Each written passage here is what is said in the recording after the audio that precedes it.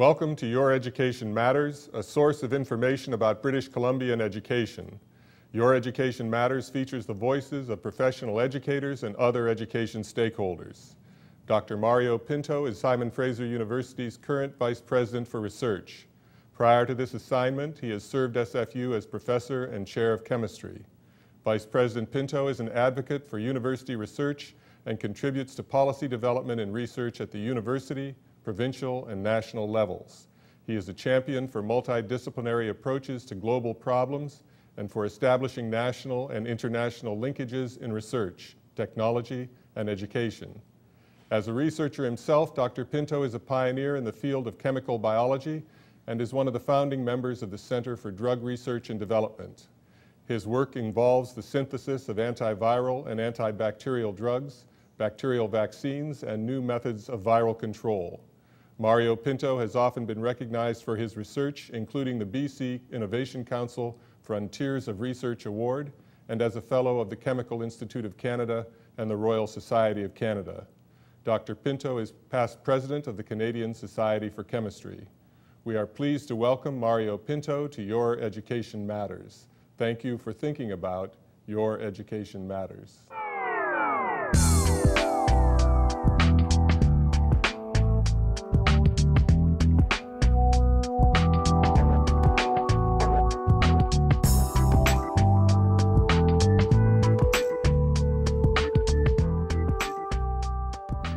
Mario, I know something about your background and how you got to where you are today in the administration of SFU, but I wondered if you would talk to us some about your family history, your career development, and what has led you to this point in your career. Well, I'd be pleased to, Paul. I'm of Goan origin, but I grew up in Sri Lanka.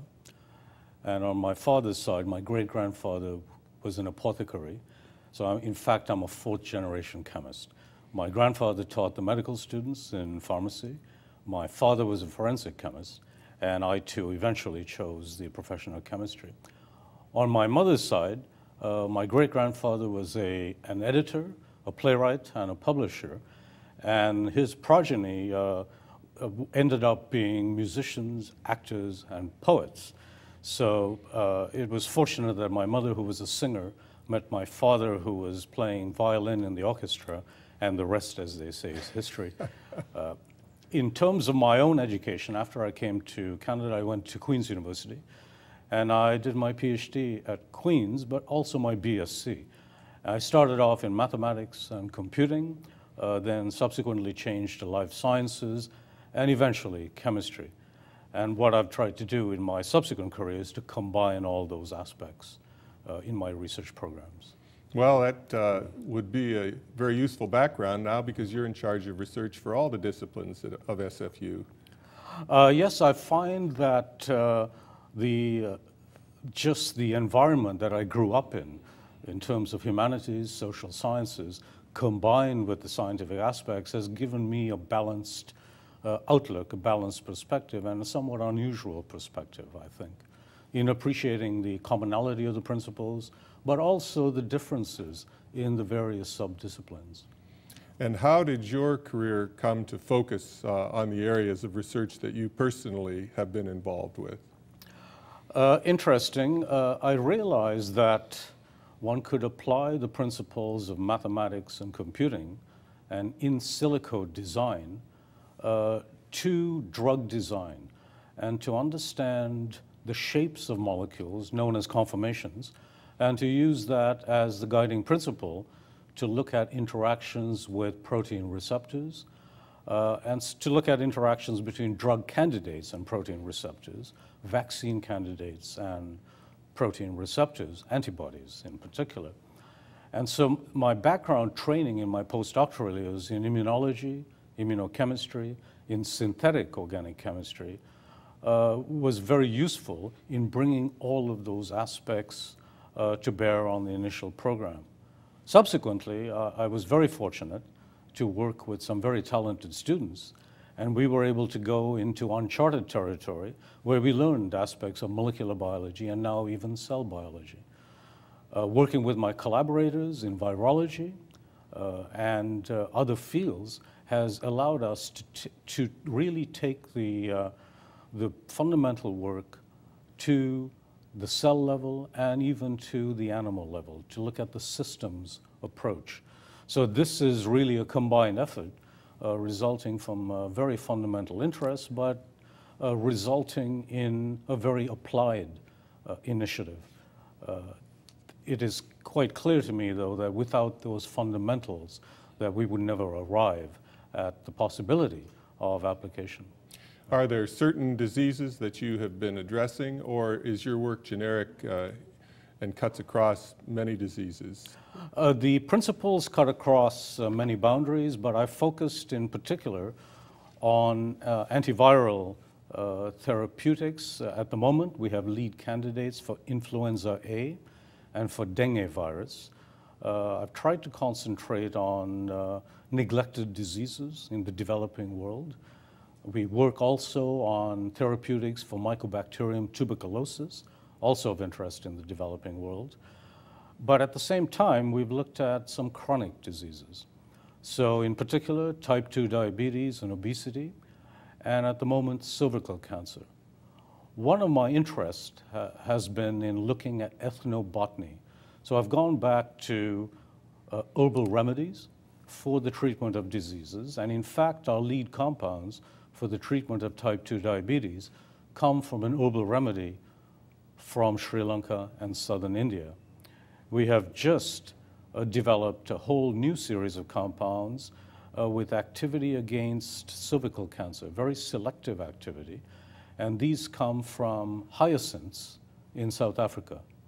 And a few years ago, we developed an immunostimulant from lichens in Brazil. But this goes back to origins in ethnobotany. And the Center for Drug Research that you're involved with here, is that across universities in the Lower Mainland? Yes, it is. It also involves the health authorities. It involves the BC Cancer Agency. This started off as an effort at the University of British Columbia. Simon Fraser University joined that effort very quickly. I was one of the founding members of CDRD. But it spread to the BC Cancer Agency within the Lower Mainland. But at the moment, we have members joining us from across the country. So Dalhousie University, the University of Alberta, Calgary, etc. So it's widespread, it's gaining momentum significantly. We have investment from pharmaceutical companies as well. Is North America unified in this type of research? Does it go across the Canadian-American border successfully, and does funding cross the border and experiments? Research by definition is international, and so that has its advantages. There are certain granting opportunities that span different countries. For example, the Human Frontiers of Research program, the Wellcome Foundation, the Gates Foundation, and there are several others. Even NIH, for example, allows granting to be held in Canada. So there aren't as many as I would like to see, but I think we're coming to the realization that combining talents across different populations, different cultures, different countries is advantageous because we each bring to the table different expertise. So to come back to CDRD, we have provided a platform that is of value to Canada, but we have brought into the mix now international partners, for example, the Karolinska Institute in Sweden. So during this time of economic disruption in much of the Western world, has funding for this sort of research sustained? You know, this is something that I had not anticipated from the economic downturn. As you know, there have been several mergers of big pharma. There's been a new paradigm in drug discovery and development in big pharma. A lot of the work, even the intellectual work, is now being outsourced from the large companies to India and China. And this is not just production. This is the intellectual development work. And you might have thought that that would have resulted in a blow to the North American pharmaceutical industry and the European pharmaceutical industry. It certainly has. in the sense that there's been a loss of jobs in those companies as jobs have shifted to Asia. The unexpected consequence of that, though, was the investment at the front end in university research and in organizations such as CDRD. So we have substantial investment from Roche, from Johnson & Johnson, from GlaxoSmithKline, from Pfizer, and with essentially no strings attached, just the right to have a first look, not even the right of first refusal. So that, I think, was an unexpected consequence. But there's been a general outsourcing to more academic type institutions for pharmaceutical research. However, the blow to the pharmaceutical industry is significant. Okay, thank you. We'll be back in a moment.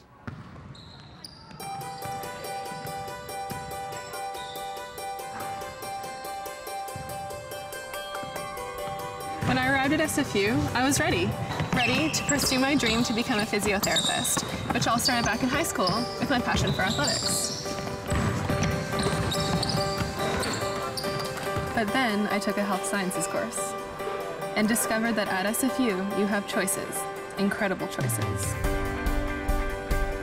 It opened my eyes to a world of possibilities in global health. Possibilities for my future I had never considered, but I really struggled with letting go of my first goal. And that's when I found out how much support you get here.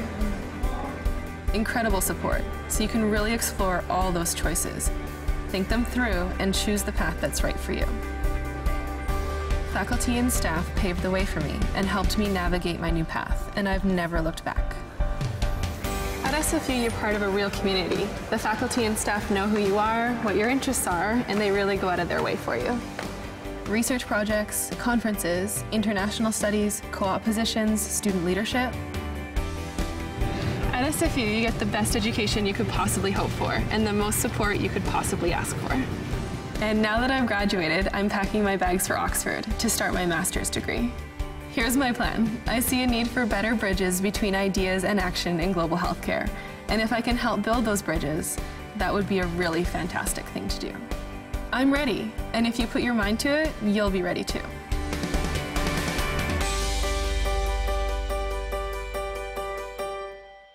Mario, the reading I do suggests that universities are growing in significance and recognition as centers for research, that there's something about the university environment that government, industry, pharmaceutical companies, all those agencies who favor the development of research are looking toward. Could you explore with us a little bit about why the university environment is being recognized in this way? Certainly, Paul. I think the talent pool is really the engine of the university in terms of a research enterprise.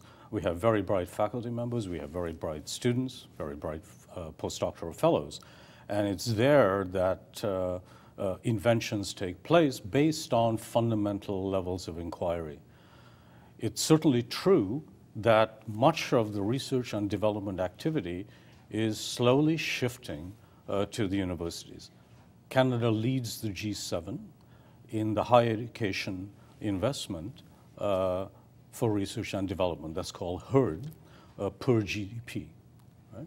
And so, for example, Canada has 0.64% of its income relative to GDP invested in higher education research and development. In fact, over half the growth in research and development in the past decade, with data to 1998, shows that that growth occurred in university centers. The business community is also investing heavily in university research, more and more. So at the moment, I think we have experienced a gain in university research financed by business. We can, of course, do more. At the moment, business-led research and development is at a level of 1% of GDP. Israel is at 4% of GDP. The US is at about 2% of GDP. But nevertheless, we find that about 6.3% of the R&D activity of the business community is taking place in centers of higher education. So that speaks to the universities being engines of research. Of course, we can do much more. I have friends in science who have lucrative offers to go into the private sector, but would rather work for less money at the university. The work would be somewhat the same, but they prefer the culture and the life at the university. So I guess there's something in that talent pool being attracted to the environment of the university.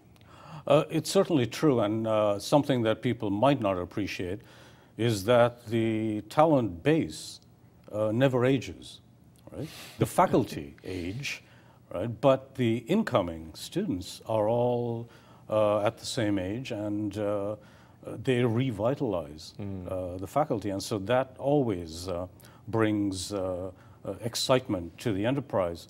You know, when I took up my faculty position, I worked for a postdoctoral mentor, Sir Derek Barton, who won the Nobel Prize in Chemistry in 1969. And as I was leaving Paris, he gave me one piece of advice. And he said, if you succeed in transferring all of your knowledge to your students, you will have failed. And so what he was trying to tell me is that there has to be evolution of ideas. And that comes from interactions with the people around you. Right? It's not a question of transferring all your knowledge, it's gaining from others and looking at other sources of input, other types of inquiry, and other fields of inquiry, and having that guide the path to innovation. And so that was very valuable advice with which to start an academic career. You do have influence in these circles because of the offices that you hold and the role that you're in. What sorts of innovations and future-oriented policies do you push for when you go to Ottawa or have the opportunity to try to influence Canadian research policy? Well, I think one of the key messages that I promote is that one cannot contrive innovation, right? That one has to invest in critical inquiry, right, at a fundamental level, and sometimes invention and then innovation will take place. Returning once again to Sir Derek Barton, he used to say that invention comes about under one of three scenarios: conception, misconception, or accident. And so one cannot necessarily plan for that invention, but if one is trained in critical thought processes, one is able to seize the invention in each of those three scenarios. And so that, I think, is one of the critical messages that I promote. However, one has to admit that with the $5 billion investment in the research and development enterprise, that one should have some innovation at the end of the pipeline. And so the onus is on us to develop innovation and innovative technologies or innovative methodologies, even in the social sciences, when it's appropriate. So what I tend to do is illustrate examples of invention leading to innovation in a variety of disciplines, ranging from the applied sciences to the social sciences, and even the humanities, with respect to language instruction, for example. And I think that is one of the key messages, but my main message is that of looking at the entire ecosystem. And by that I mean that one has to look at all the sectors working together if one is serious about developing innovation. So the universities cannot work in isolation on the innovation front. They have to work together with the business sector, with the industrial sector. There has to be a push and pull. And so the message is not to work in an isolated manner, but to work in an informed manner.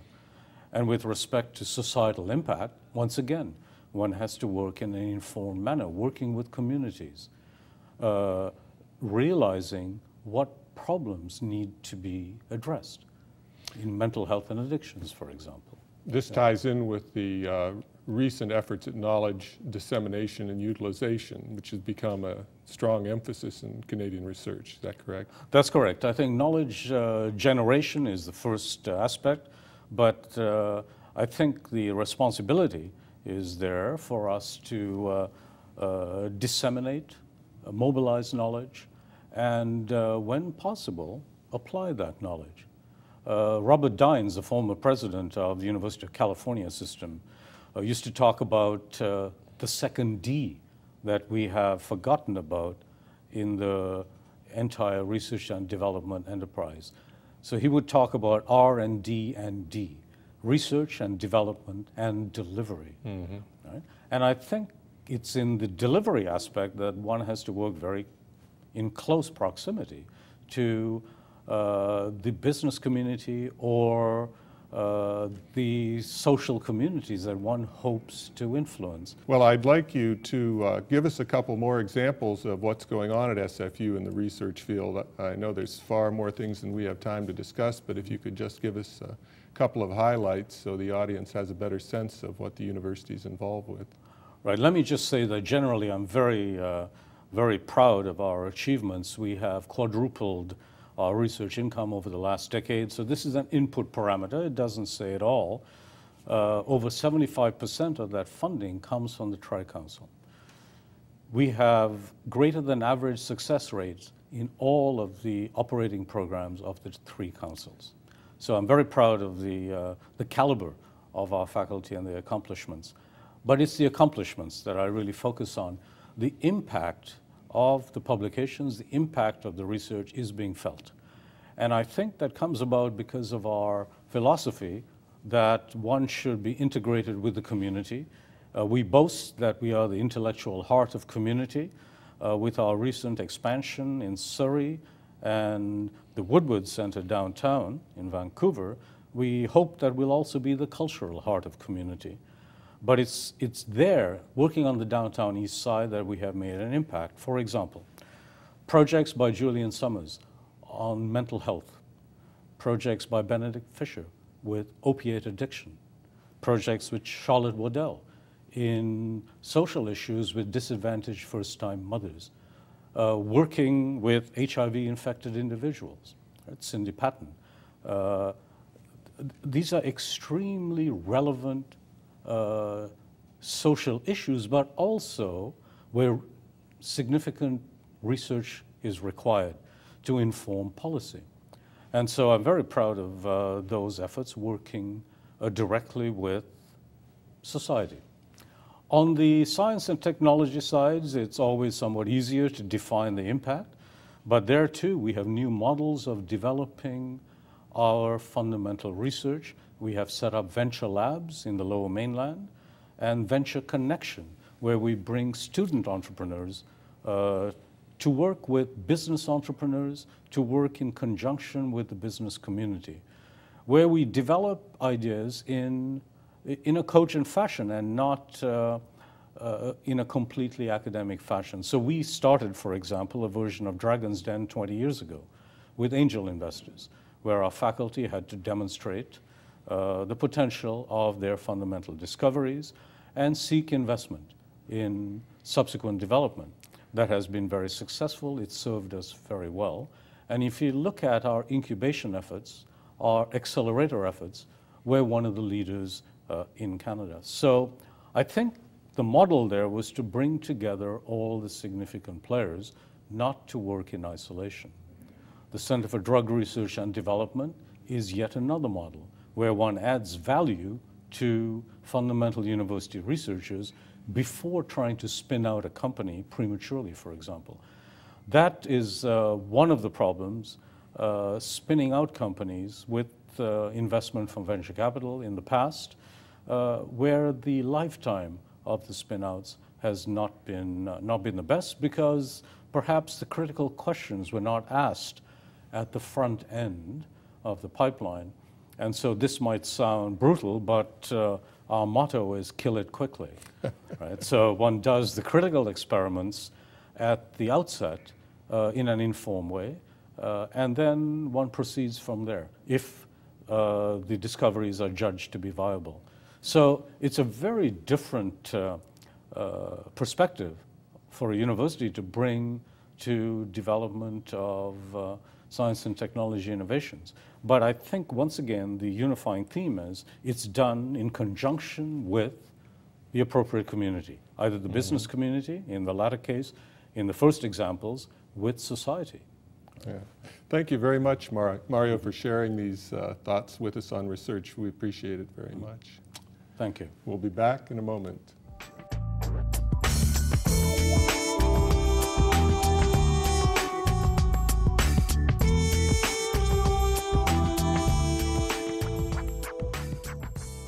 Our universities are one of Canada's success stories.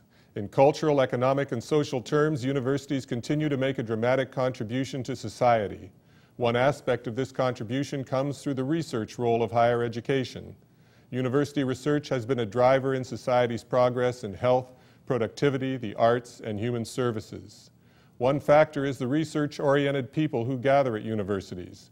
The nature of the university also plays a role. Study, research, and creativity are highly valued. There is a tradition of openness, of the sharing of ideas and results. Another value is that of integrity in the pursuit and reporting of findings. Achievement is not measured in dollars as much as by the quality of one's academic work. Short-term utilitarianism takes a back seat at the university. One may pursue knowledge or creativity for its own sake, not for gain or immediate utility. Tradition coexists uneasily with innovation at the university. New connections are encouraged, new disciplines form. At the same time, universities draw on 1,000 years of institutional history. The university was named at Bologna in 1088. Oxford followed about 1096. The root meaning of the term university is a community of teachers and scholars. It is one of many communities within the larger community of our society. Across society, people differ. They have differing values, talents, and goals. We need diverse institutions that allow these varieties of individuals to flourish. Some prefer adventure, competition, and material gain. Others seek lives of service. Yet others are immersed in our social world. And university people tend to give priority to inquiry, ideas, and creativity. We need all our people to flourish. Thank you for thinking about Your Education Matters.